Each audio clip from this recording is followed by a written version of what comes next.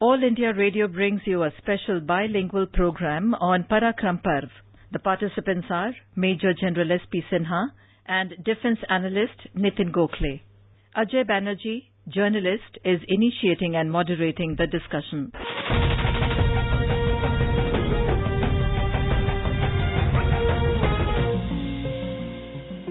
मेरा देश मेरी जान है, मेरा गर्व है, अभिमान है, और ये अभिमान है जिंदा क्योंकि सीमा पर वीर जवान है। जल हो जमीन या आसमान, कभी झुके नहीं भारत की शान। मेरे देश के जवान तुझको शत शत प्रणाम, मेरे देश के जवान तुझको सौ सौ सलाम। सौ सौ सलाम तुझको, सौ सौ सलाम। देश के जवान तुझको शत शत प्रणाम। 2 years ago from now, the Indian Army troops had conducted a major surgical strike across 5 or to 7 terror camps in Pakistan-occupied Kashmir. Mr. Gokhale, you have written a very telling book. You, in the book, detail about how the surgical strike took place. What happened after Uri? Could you run our viewers through from that night on September 18 onwards for the next 10 days? Yes, indeed. The Uri strike was the last straw on the camel's back, as it were. That there were a series of attacks on military installations and there were attacks in Jammu and Kashmir. But Uri attack took the death toll of soldiers to more than 18, and that was the last straw as far as the Indian government was concerned. And therefore the government at the highest level, at the Prime Minister's level, decided that Pakistan needs to be taught a lesson. It needs to be given a message which will create kind of uncertainty in the minds of the Pakistani army and the terrorists, those who are backed by the Pakistani army and based in Pakistan-occupied Kashmir. So a plan was made with the Northern Command. Then Northern Army Commander General D.S. Huda was told that they need to go across the line of control, go deeper into Pakistan-occupied Kashmir than people have gone before, and hit hard to send a message. That's how it began. But let me also take you back to June 2015, when there was a similar cross-border raid in Myanmar, where Northeast militants hiding in Myanmar camps were attacked and neutralized by Indian Army Special Forces. That is the time when General Huda, as Northern Army Commander, realized that you never know with this government, with this Prime Minister.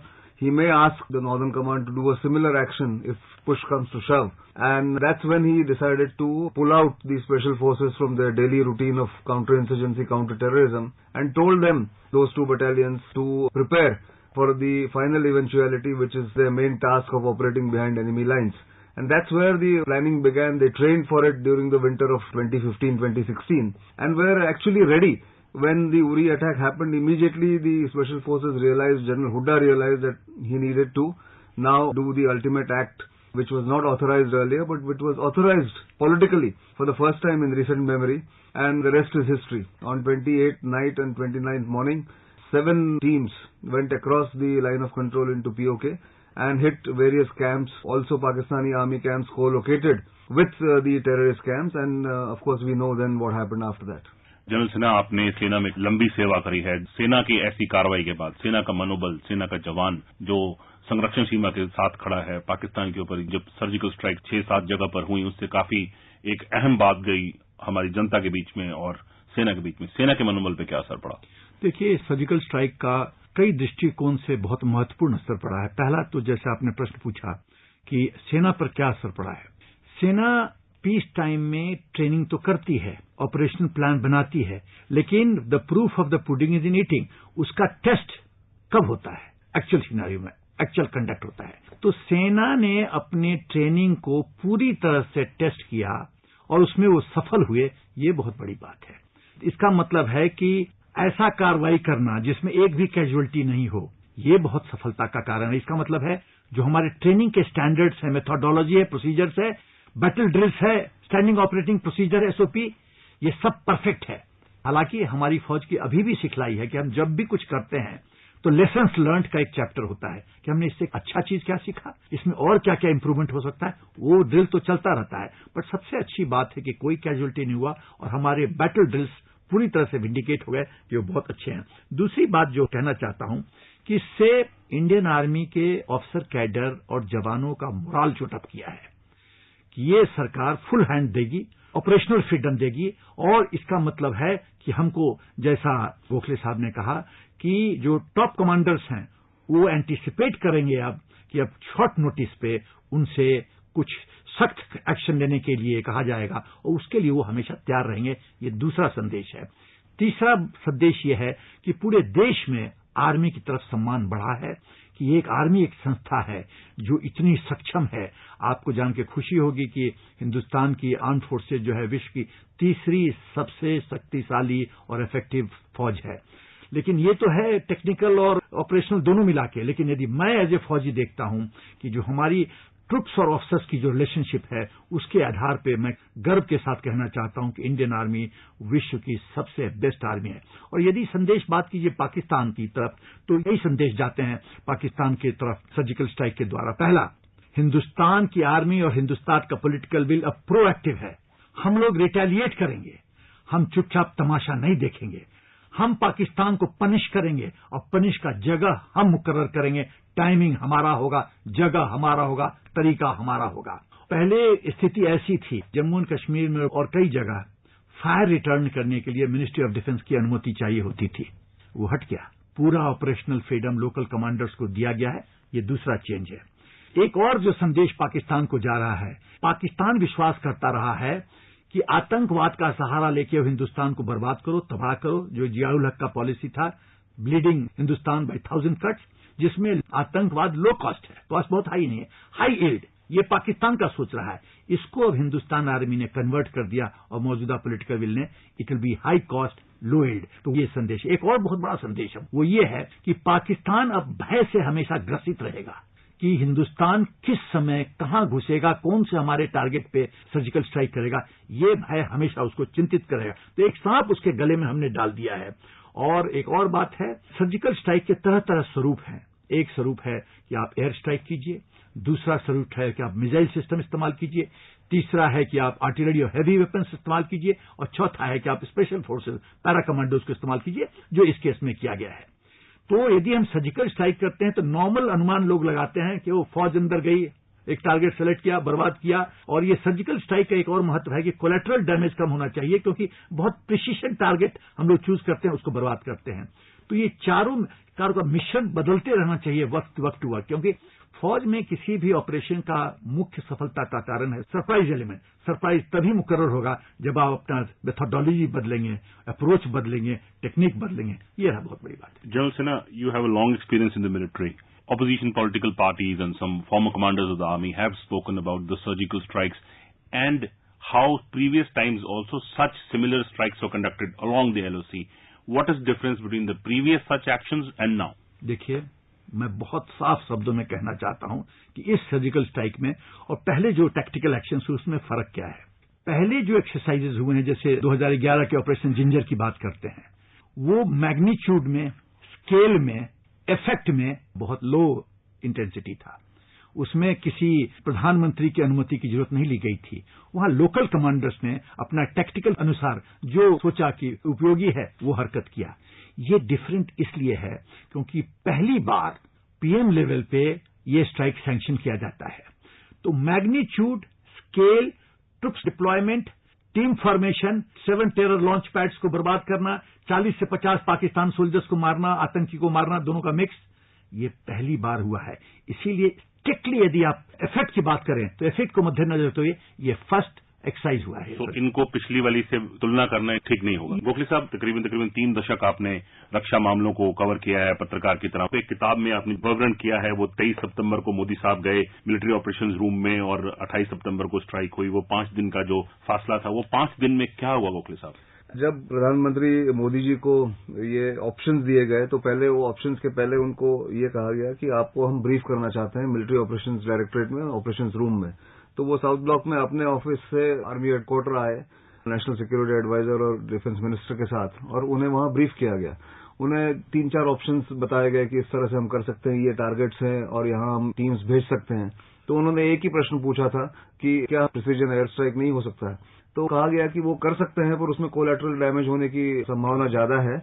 और दूसरी बात है कि ये एक moral effect जो होता है या एक ज्यादा जो इफेक्ट हो सकता है पाकिस्तानी सेना पर, वो तभी होगा जब हम सीमा पार जाके उनके सैनिक जो तैनात है उनको नजर न आते हुए जब हमारे सैनिक उनके अड्डों पर हमला करेंगे, तभी जाके उसका इफेक्ट ज्यादा होगा और उनके मन में एक भय पैदा होगा। इसलिए उन्होंने कहा कि ठीक है, आप जो ठीक समझते हो वो करिए, मैं आपको ऑथोराइज करता हूं जहां आपको अटैक करना है। जैसे जनरल सिन्हा ने कहा कि ये पहली बार किसी पॉलिटिकल लेवल पर इसको ऑथोराइज किया गया। और दूसरी बात है कि 250 से 300 किलोमीटर के आर्क में from south of Pir Panjal to north of Pir Panjal ये साइमल्टेनियसली अटैक करना, इसके लिए कोऑर्डिनेशन, इसके लिए प्लानिंग, इसके लिए डिप्लॉयमेंट, इसके लिए सर्वेलेंस, सब कुछ ठीक ठाक करना पड़ा। तो इन 3-4 दिनों में ये सब हुआ। 25 तारीख को एक टीम 24 घंटे करीब करीब उनके 200-300 मीटर पास जाके बैठी पाकिस्तानी कैंप के, वहां सर्वेलेंस किया, वहां नोट किया कि वहां लोग कैसे रहते हैं, कितने लोग हैं, क्या हथियार है उनके पास, पाकिस्तानी सैनिक कितने हैं और आने वाला रास्ता वापस क्या है। क्योंकि ऐसे स्ट्राइक्स में सबसे रिस्की बात होती है कि आप वापस कैसे आते हो, ठीक ठाक आते हो कि नहीं आते हो। तो ये सब करने के बाद इन टीमों ने पूरा जो मामला था वो अपने अफसर को बताया, उन्होंने प्लानिंग की और उस तरह से अटैक होके फिर जाके ये सक्सेसफुल हुआ। Okay, sir, I'll take you to the decision on May 29th when the Pakistan DGMO called up the Indian DGMO saying let us uphold the 2003 ceasefire along the line of control in Jammu and Kashmir. Do you think that was a positive development and how does it change things after the surgical strikes? See, Pakistan has realized that today India is in a different position because of the decisive leadership at the top. And therefore, they are aware that anything can go wrong in case they up the ante beyond a threshold. So if you see post the surgical strike, they have kept the threshold of attacks and the infiltration attempts at a level where it does not really matter too much. But if they do something similar like Uri or Nagrota or Pathankot, then India might do exercise another option like a surgical strike. Therefore, they have publicly stated that the ceasefire should be upheld and they have actually sued for peace in a way. In fact, if you look at the stunned silence for a month after the surgical strikes in September 2016, then you will realize that the Pakistani army did not know what hit them and how they should react. Although India had factored in during those planning stage, in case there is an escalation, there was a plan B if Pakistan had escalated elsewhere or in Jammu and Kashmir. So therefore, I think although Pakistan says that it will uphold the ceasefire, its actions on the LOC and the IB do not really match the pronouncement. The intentions are there, but the action does not match. So India has to be careful. India has to keep a close watch and if necessary, punish Pakistan again in different ways if possible. General Sinha, it's a very common man's question. People keep on asking, why don't we regularly keep on striking terror camps in Pakistan-occupied Kashmir? Is it possible to do it? Can you explain to our listeners? Anything, if it becomes repetitive, then the effect is lost. The effect that we know, the whole world knows, Pakistan knows of this surgical strike. We know what is happening. Second thing I want to say that there are umpteen number of methods by which we can increase the cost of terror or mischief of Pakistan. We can launch an economic war. We can ensure that funds are not made available by IMF or through United States stops giving fund aid to Pakistan. We can launch a water war as per our Indus Water Treaty, 30% roughly, which is authorized to us. We utilize that. Since independence, we have not utilized that. तो ये तरह तरह का तरीके हैं। बुद्धिमत्ता इसमें है कि जब आप सांप को मारते हैं तो लाठी भी न टूटे और सांप भी मर जाए। वो बेस्ट तरीका जो मुझे लगता है कि उसको आर्थिक क्षेत्र में मारा जाए, उसको पानी के क्षेत्र में मारा जाए, उसको मोस्ट फेवर्ड नेशन स्टेटस खत्म किया जाए, उसको हम पूरी तरह से आइसोलेट कर रहे हैं। वो 2 बैसाखी पे दौड़ रहा था चीन और अमेरिका, 1 बैसाखी तो मोदी जी ने छीन लिया, अब 1 बैसाखी बचा है। तो चीन समझता है कि ट्रेड के क्षेत्र में उसका धंधा और उसका जो इंटरेस्ट है वो हमसे फंसा है, उसको हमने कन्वर्ट करना है स्ट्रेटेजिकली और पाकिस्तान को उसको और दबोच देना है। यदि हम इस तरह से चाणक्य नीति लगा के बिना अपना लाठी डैमेज किए उसको बर्बाद कर देते हैं और मौत की तरफ ले जाते हैं, तो ये कूटनीति का एक बहुत अच्छा पहल होगा। और एक चीज और बहुत इंपॉर्टेंट चीज मैं कहना चाहता हूं कि पाकिस्तान जिस भ्रम में रहता था कि हम न्यूक्लियर स्टेट हैं और हिंदुस्तान को हिम्मत नहीं है कि वो इस तरह की हरकत करे, सर्जिकल स्ट्राइक या हमको आंख दिखाए, ये भ्रम, ये ब्लफ हिंदुस्तान की पॉलिटिकल लीडरशिप ने कॉल किया और उसको सही जगह दिखाया कि तुम यदि बदतमीजी करोगे तो हम तुम्हारे न्यूक्लियर कैपेबिलिटी से एकदम ही डरने वाले हैं। और इसका उदाहरण वाजपेयी जी भी हैं, जब क्लिंटन ने फोन किया था। तो ये जो पाकिस्तान को ओवर कॉन्फिडेंस था कि हम लोग न्यूक्लियर स्टेट हैं और हम लोग कुछ भी कर सकते हैं और परेशान करते रहेंगे जम्मू कश्मीर को, ये भ्रम को पूरी तरह से बर्बाद कर दिया है पॉलिटिकल लीडरशिप ने। Mr. Gokhale, you agree with this assertion that the political leadership has called Pakistan's bluff with regards to the nuclear weapon? Yes, in fact, one of the positive fallouts of that decision is that the Indian security establishment has now got one more option below the threshold of a full-scale conventional war under the nuclear overhang. And that is what the Pakistanis were constantly telling India, or at least sending messages that, look, both of us are nuclear powers, and if you up the ante or do something foolhardy, then it is going to be very difficult for us to hold back our nuclear weapons or even tactical nuclear weapons.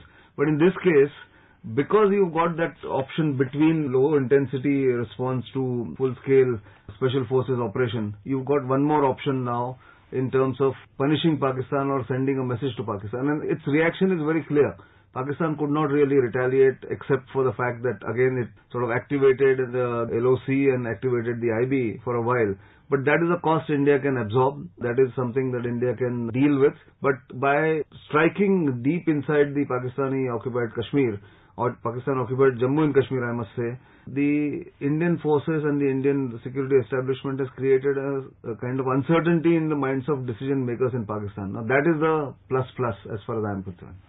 General Sinha, when we talk about tactics at the ground, several of the rivers, as you talked about, smaller rivers, not the big ones, the Indus, the Jhelum or the Chenab, smaller rivers also flow into Pakistan. Could they also be part of the water war? एकदम। जब आप दुश्मन से लड़ते हैं तो सिर्फ एक अस्त्र नहीं काम करता है। आर्टिलरी में भी we have field artillery, we have air defence artillery, we have heavy mortars, we have light mortars regiment, there is a variety. तो ये बहुत जरूरी है कि आपके आर्मरी में तरह तरह के हथियार हों, और वो हथियार आपको सरप्राइज एलिमेंट का एक महत्वपूर्ण शक्ति देते हैं जो दुश्मन को भ्रमित करता है कि ये कौन सा हथियार इस्तेमाल करेगा। ये बहुत जरूरी है। तो आपका हथियार का जो रेंज है, इन्वेंट्री है, वो ज्यादा होना चाहिए, ये मैं कहना चाहता हूं। एक चीज और मैं कहना चाहता हूं कि ये सर्जिकल स्ट्राइक के बाद जो पाकिस्तान ने अपनी एक छवि बना रखी थी पाकिस्तान की आम जनता के बीच में कि हम बहुत पावरफुल आर्मी हैं, हम न्यूक्लियर स्टेट हैं, हिंदुस्तान हमसे पंगा नहीं ले सकता, हमको आंख नहीं दिखा सकता, वो पूरी छवि ध्वस्त कर दिया है इस सर्जिकल स्ट्राइक ने। ये बहुत बड़ी उपलब्धि है। गोखले साहब, सेना की जहां पर बात आती है, जहां पर कश्मीर की और जम्मू कश्मीर की बात आती है, पाकिस्तान के साथ हिंदुस्तान और दोनों मुल्कों का ये झगड़ा जो काफी सालों से चल रहा है, पाकिस्तान रह के आतंकवादियों को बढ़ावा देता है, terror camps Pakistan occupied Kashmir में चलते हैं, अमेरिका को मालूम है, चाइना को मालूम है, सारी दुनिया की शक्तियों को मालूम है, रूस को मालूम है। कौन है जो पाकिस्तान को लगाम लगा सकता है ये टेरर कैंप्स हटाने के लिए? देखिए, लगाम तो कोई नहीं लगाएगा, क्योंकि हर एक देश के पाकिस्तान के साथ कुछ न कुछ संबंध है और उनके कुछ अपने स्वार्थ हैं। इसलिए पूरी तरह से लगाम कोई भी, चाहे वो अमेरिका हो, रूस हो या चीन हो, ये तीनों में से कोई नहीं लगाएगा। लगाम पाकिस्तान को अपने आप लगाना पड़ेगा, और उसके लिए पाकिस्तान को अलग अलग तरीकों से बाध्य करना पड़ेगा भारत को, जिसमें से 2 तरीके ऑलरेडी अपनाए जा चुके हैं। जिसमें इंडस वाटर ट्रीटी की जैसे ही बात की कि हम रिविजिट करेंगे, पाकिस्तान बौखला गया और उसने कहा कि ऐसे नहीं हो सकता है, जबकि वो ऑप्शन भारत के पास है। दूसरा, पाकिस्तान को FATF में, फाइनेंशियल एक्शन टास्क फोर्स में, पाकिस्तान को ग्रे लिस्ट में डाल दिया गया है, और उस समय चीन ने भी भारत का सपोर्ट किया था। और ऐसे लगता है कि पाकिस्तान को अब अपने अंदरूनी जो आतंकवादियों का जो संगठन है उसको भी थोड़ा सा लगाम लगाना पड़ेगा, नहीं तो उनको उस ग्रे लिस्ट से वो ब्लैक लिस्ट में डाल दिया जाएगा, और वो पाकिस्तान के लिए सही नहीं होगा, क्योंकि उनकी आर्थिक स्थिति जो है वो बहुत खराब है, और जरूरी है कि वो उसको IMF से और बाकी तरह से लोन मिलते रहे। इसलिए पाकिस्तान, मैं समझता हूँ, अपने आप ही लगाम लगाएगा इस चीजों पर। तो क्या आप मानते हैं कि हाफिज सईद जैसे या जैश ए मोहम्मद के जो मुखिया हैं, मौलाना मसूद अजहर, ऐसे लोगों पे लगाम लग पाएगी? पूरी तरह से तुरंत लगना मुश्किल है, क्योंकि उनको इतने साल उसने छूट दे रखी थी, तो इसकी आशा करना कि उनको तुरंत लगाम लगाएंगे, ये आशा करना सही नहीं होगा। और उनके पास आतंकवादी फुट सोल्जर्स कहते हैं वो बहुत से हैं, बेरोजगारी है, वहां पे गरीबी है, तो लोगों को वो भेजते रहते हैं उनको ब्रेन वॉश करके, और सिर्फ आतंकवादियों को मार के LOC पे कोई ज्यादा लंबा नतीजा निकलने वाला है नहीं। इसलिए भारत को पूरी तरह से प्रेशर बनाए रखना पड़ेगा, चाहे अमेरिका के साथ हो या चीन के साथ हो, मिलकर और पाकिस्तान को समझाना पड़ेगा कि आपके लिए ये गलत है और अंदरूनी जो आपकी हेल्थ है वही खराब होगी अगर आप इनको लगाम नहीं लगाओगे. General Sinha, Pakistan has got a contentious relationship with Afghanistan, with India, both its neighbors. How do you think it will survive? I personally feel that if using diplomacy we can ensure that Pakistan is not given adequate funds to survive. Pakistan's present economic situation is so bad that it has just enough money to manage 2 to 3 months. After that, there will be economic chaos in Pakistan. If we can ensure, with America's help, that there is no funding from IMF, there is no funding from anywhere else except for China. China, we cannot help it.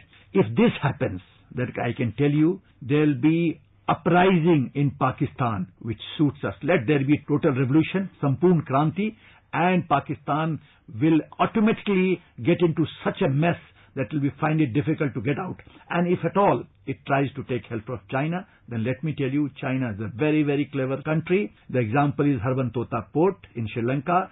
China will extract its pound of flesh from Pakistan, and territorial integrity and independence of Pakistan will be doomed. So therefore, in present scenario, we should take the economic angle route. As Mr. Gokhale has pointed out, Pakistan has to control its terrorists on its own. Do you ever think people like Hafiz Saeed or Maulana Masood Azhar can be controlled? Never. Pakistan will never control their terrorists. Only one thing can control terrorists and Pakistan Army, where people of Pakistan challenge the authority of Pakistan Army. When Pakistan Army is challenged, automatically these people will get challenged. Because if you are thinking, you will try to catch on to the nearest straw, and the nearest straw, the actual power flows from the people, and therefore people's uprising will create chaos for Pakistan. Mr. Gokhale, you also refer to the same thing. He's also referring to the same thing, internal uprising. Where do you think this could happen? Gilgit-Baltistan, Balochistan, Punjab, or Khyber Pakhtunkhwa? I think if you look at Pakistan's current situation and the internal mapping, if you do, of where the disturbances are happening, it's actually happening across the country. Karachi is doomed, got a very chaotic situation. It's not under the total control of the Pakistani state. Except Punjab, all other provinces are in some kind of turmoil or the other. And therefore, Pakistani army is worried about its internal situation more than anything else. You must have seen a report recently done by a US officer talking to people in Pakistan army, junior level and middle level people, where they see the internal threat as a bigger threat than India, which is symptomatic of what's happening in Pakistan. And if you realize that even the Pakistani army chief made a futile attempt, an aborted attempt at reaching out to Indian army and saying that it's time that we spoke to each other and had some confidence building measures. That outreach is born out of desperation and realization that the internal situation is precarious, both economic as well as law and order and social tensions that are racking Pakistan. And therefore, I think we'll have to just keep the pressure up and not allow Pakistan to relax in any way. I think that is the long-term solution that India must think about, instead of, and let Pakistan collapse under its own weight of contradictions. General Sinha, when the new president of Pakistan, Mr. Imran Khan, was voted to power, there was a lot of hope. He wrote a letter to our Prime Minister, Mr. Modi, asking that if you move one step, I'll move 2 steps. As the 2 foreign ministers were about to meet in New York, there was an incident along the border where a BSF Jawan was killed, and we naturally pulled out of those talks. Do you think there is a state within state in Pakistan? Absolutely. There's no doubt in this. Who controls? There are some certain basic questions that we have to understand fully well. Who controls defense? Who controls security? Who controls international affairs? It is Pakistan Army. Do you visualize that there can be change in the attitude of Pakistan Army? Never. Change in attitude of ISI? Never. And who is Imran Khan? He is a protege of ISI. Nawaz Sharif had guts to challenge supremacy of Pakistan Army, and that's why, using Panama leaks, he was removed from the scene. But do you think Imran Khan can be controlled? He is protege. The founder person of his party, Imran Khan's party, was ex-ISI chief. So right the moment he started his political career, he has been leaning on ISI. And ISI cannot change his attitude. So therefore, please do not expect anything good from Imran Khan. Nawaz Sharif was a deterrent. He used to apply the brake. This man will support ISI. And that's what we are witnessing. Last for 2 months I have been saying that Imran Khan is a worse choice for India than Nawaz Sharif. We have to be prepared for every contingency to ensure that we retaliate in a manner that Pakistan remembers the cost of terror against India. Mr. Gokhale, when we talk about Pakistan, we have conducted a surgical strikes. ये जो surgical strikes करी हमने 5-7 जगह पर पाकिस्तान के कब्जे वाले कश्मीर में, कई पाकिस्तानी सैनिक और कई आतंकवादी मारे गए, बहुत बड़ा मनोबल हमारा बढ़ा। आगे का रास्ता ऐसा हुआ कि उन्होंने थोड़ी सी फायरिंग बढ़ा दी, हमने भी बढ़ा दी, कार्रवाइयां हुई, दोनों तरफ से जवाबी कार्रवाइयां हुई। उनके डीजीएम ने हमारे डीजीएमओ से बात करी, कहा कि शांति रखिए, कुछ शांति हो गई। आगे का रास्ता क्या है? आगे का रास्ता देखिए, लाइन ऑफ कंट्रोल पे ये एक्शन चलता रहेगा। लाइन ऑफ कंट्रोल हमेशा टर्मोइल में ही रहेगा, क्योंकि पाकिस्तान की जो पॉलिसी है, जो प्रॉक्सी वॉर है, वो इसी पॉलिसी के ऊपर आधारित है कि आतंकवादी आप भेजते रहो, आप अटैक करते रहो और जम्मू कश्मीर को एक ऐसे स्थिति में रखो जहां कोई शांति बहाल न कर सके। 30 साल से यही तरीका रहा है और यही रखेंगे जब तक पाकिस्तानी आर्मी खुद रियलाइज नहीं करती है कि इससे उनको कोई नुकसान पहुंचेगा अगर ये ज्यादा करते रहे। तो the cost of war that Pakistan is waging, the proxy war against India, जब तक ये कम नहीं होता पाकिस्तानी आर्मी के लिए, तब तक ये चलता रहेगा। Mister Gokhale, you are almost like an insider. Russia is trying to talk to Pakistan. Do you see something in it?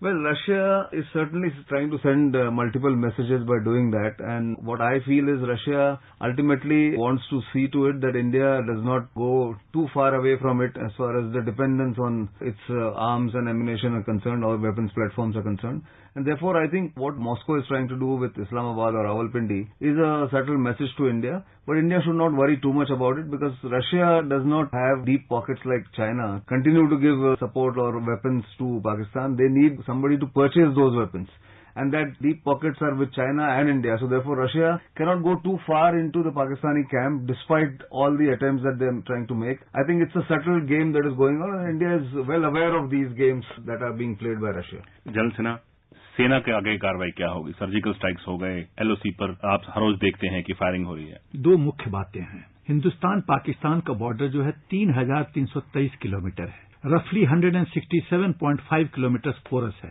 Porous मतलब आवागमन बहुत ही आसान है, और वही कारण है कि घुसपैठिए आ जाते हैं। तो पहली बात, जो अभी हाल फिलहाल में होम मिनिस्टर ने लेजर वॉल का इनॉग्रेशन किया है, ये बहुत अच्छा कदम है, और यदि हम फुल प्रूफ लेजर वॉल बना देते हैं तो घुसपैठी में गिरावट होगी, पहली बात। दूसरी बात, जो सबसे प्रमुख बात मैं कहना चाहता हूं, इस देश में लोग राष्ट्रद्रोह करते हैं और किसी को कोई भय नहीं है, क्योंकि हमारी जो आईपीसी 121 और आईपीसी 120 वो इतना सशक्त नहीं है कि भय हो। तो ये जो राष्ट्रद्रोही हैं, ये जो पाकिस्तान के सपोर्टर्स हैं, जो हमारी धरती पे बैठ के हमारा खाते हैं और उनकी गीत गाते हैं, ये जो यहाँ सपोर्टर्स हैं, हरियत लीडर्स, वो जो सपोर्टर्स हैं जो स्टोन पेल्टिंग में पत्थर सप्लाई करते हैं, ट्रक में लाते हैं, इनको क्यों नहीं हम 1 महीने के अंदर फास्ट ट्रैक कोर्ट बना के कैपिटल पनिशमेंट दीजिए या देश से बाहर फेंकिए, उनके सब बैंक अकाउंट फ्रीज कीजिए, उनकी सब प्रॉपर्टी नेशनल प्रॉपर्टी घोषित कीजिए। आप 1 महीना में कीजिए और खेल देखिए, फिर आगे क्या होता है। Mr. Gokhale, Mr. Modi has had a very stand on Kashmir which is very solid. He went with Mehbooba, took away his political confidence from Mehbooba, and now there's a governor's rule in Jammu and Kashmir. How do you think spanning out on the political front? There is a panchayat election coming up, and these surgical strikes, how do they help the local people of Jammu and Kashmir? I think the surgical strikes by itself is just one of the landmarks in the long history of counterinsurgency, counterterrorism there. So that, I think, is a short-term gain as far as the law and order situation is concerned. But as far as the political process is concerned, I think what the government has now done is that they have decided that panchayat elections, municipal elections are a must, because that's grassroots democracy. And despite the fact that 2 traditional political parties like the National Conference and PDP have decided to boycott, the government has decided to go ahead because the people at the grassroots level seem to be ready to take the power in their hands, irrespective of which party comes to power. And therefore, I think this is a process that is a good step as far as the government is concerned. And I think in the long run, this will help sort of spreading a bit of democracy in the rural areas and give some kind of empowerment to the local people in Jammu and Kashmir. Gokhale साहब और सिन्हा साहब, thank you हमसे बात करने के लिए। धन्यवाद। You were listening to a special bilingual program on Parakram Parv. The participants were Major General S.P.Sinha and Nitin Gokhale, Defense Analyst. Ajay Banerjee, journalist, initiated and moderated the discussion. This program was produced and presented by the News Services Division of All India Radio. You can also listen to this program on our website newsonair.nic.in.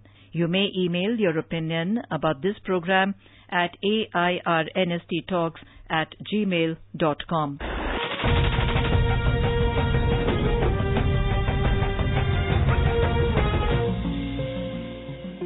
मेरा देश मेरी जान है, मेरा गर्व है, अभिमान है, और ये अभिमान है जिंदा क्योंकि